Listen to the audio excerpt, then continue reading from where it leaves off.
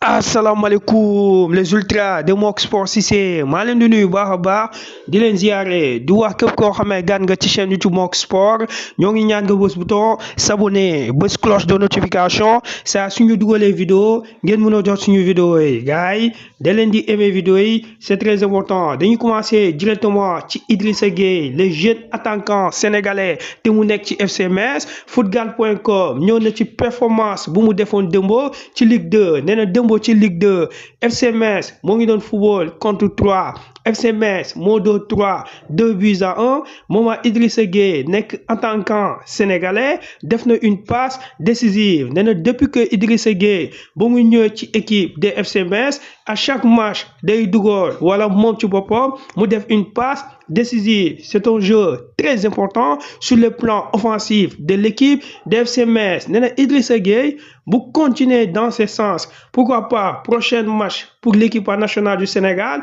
ñi daal di ko parce que Idrissa Gueye avenir la ci football sénégalais nee na gis nañ que tey aussi choc amoon na ci dans les différents championnats nee na surtout équipe de Lyon démb football na contre Strasbourg gis nañ que équipe de Lyon foofu la Moussa Niakhaté daal di nekk football na match boobu mais malheureusement pour Moussa Niakhaté et Lyon Strasbourg moo leen mujjee dóor 4-2 waaw nee na 4-2 la Strasbourg daal di dóor équipe de Lyon Moussa Niakhaté dafa defoon retouram daal di football nee na tey ci Italie choc moo amoon diggante Como contre Empoli waaw Como foofu la Assane Diao daal di nekk le jeune attaquant sénégalais moom def na retouram moom Assane Diao Cesc Fabregas tey da ko utiliser comme un joueur titulaire. waaw tey débuté sur le banc mais dafa ñëw moom Assane Diao daal di titulaire match boobu nag comme dafa mujjee def tey match nul contre Empoli 1 partout footgal.com di féliciter Assane Diao le fait que mu ñëw équipe nationale du Sénégal football 2 matchs diggante Sénégal Soudan ak Sénégal contre Togo nee na franchement félicitations à ces jeunes attaquants sénégalais li si des mooy Assane Diao saa su ko Cesc Fabregas utiliser may ko temps de jeu na enchaîner parce que bu continuer dans ce sens moom Assane Diao ci été bu ñu jëm mun na am club bu mag waaw nee na ci été bu ñu jëm mun na am club bu mag équipe de Liverpool bëgg nañ les jeunes attaquants sénégalais waaye tey ci Italie Como def na match nul contre Empoli 1 partout Ismaïla Sarr l'international sénégalais footgal.com ñëw na ci moom waaw nee na Ismaïla Sarr na franchement dafa mel ni joueur club la léegi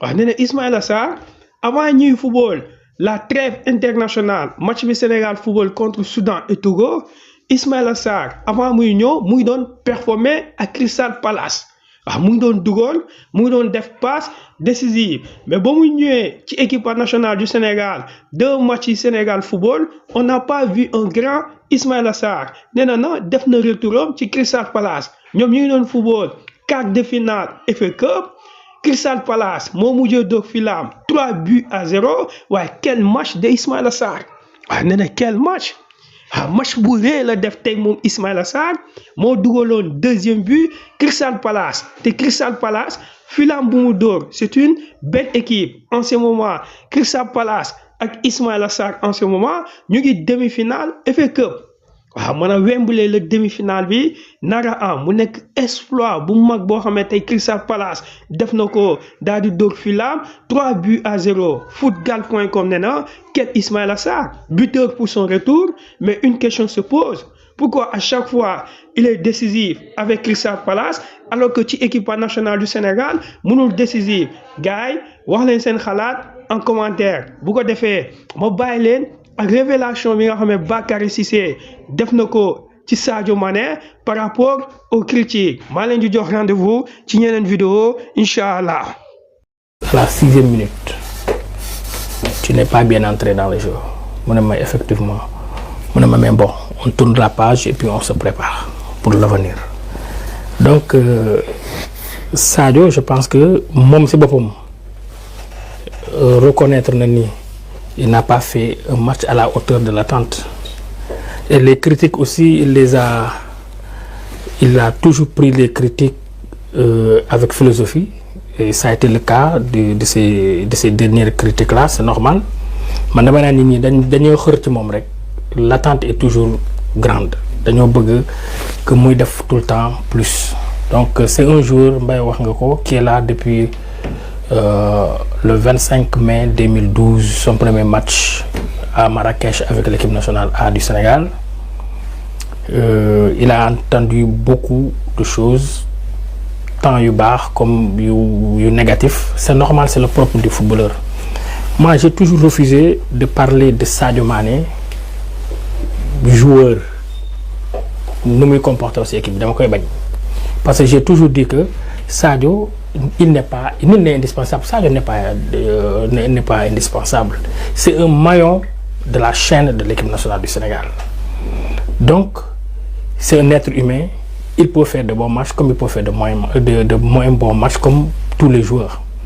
Mais le gën important mooy nu muy relever de ces critiques-là. Et je vous promets que il va reprendre, il va revenir et il va donner le meilleur de lui-même comme il a toujours fait. Maintenant, lu may xaw a déplorer mooy du may dégg ñii naan physique Sadio ne peut plus tenir 90 minutes. C'est méconnaître la personne. C'est vrai, l'explosivité de Sadio wàññeeku na, il faut pas oublier qu'il s'est blessé la veille de la Coupe du Monde.